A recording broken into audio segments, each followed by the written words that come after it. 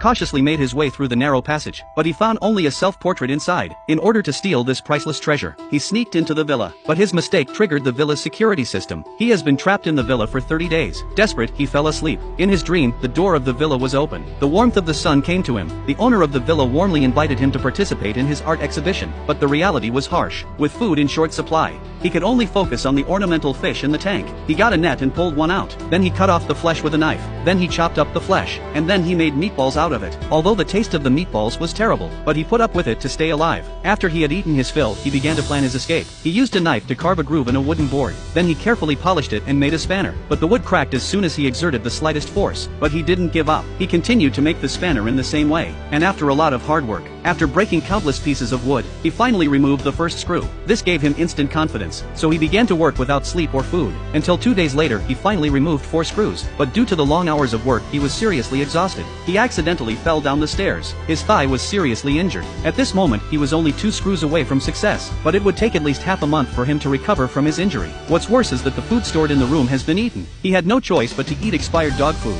but it wasn't long before he had a hallucination. He saw himself knocked unconscious by the owner of the villa. He woke up after a long time, but he found a smoke alarm on the ceiling. That gave him hope.